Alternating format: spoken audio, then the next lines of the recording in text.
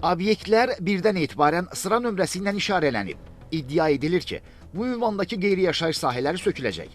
Söhbət Nərimanov rayonu Dərnəgül yolu Ziya Bünyadov prospektindən gedir. Bu ünvanda təxmini 40-a yaxın ticarət obyekti bax bu formada nömrələnib.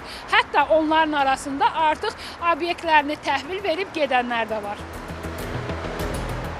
Dərnəgül yolunda üzü 20 yanvar dairəsi tərəfə gedən istiqamətdə yerləşən bu iş yerləri daha çox tikinti məhsullarının satışı ilə məşğuldur. Obyekt sahibləri deyir ki, bizə yerlərimizin plana düşəcəyi deyilsə də, hələ gəlib gedən, bu barədə nəsə deyən yoxdur. Bu obyektlər 2 ay bundan qabaq nömrələnir. Nə deyiblər məsələn? Güya plana düşəcək deyirlər. Söhbət yoxdur. Hələ elə bir söhbət yoxdur. Bilinmir ki, indi ha vaxt gedəcək. Plana düşəcək, bazar mı söküləcək? Yox, güya burada şəhər salınacaq, plana düşəcəkdir. Elə bir söz deyiblər. Sizin dükanlar da olacaq onda? Hələ bilinmir. Bəs sahibkarlar bu köçürülməklə razılaşırmı?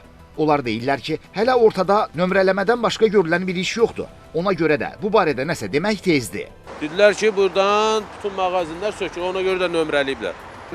Kağız da vermişlər, o qalmayıb o vərəq bizdə.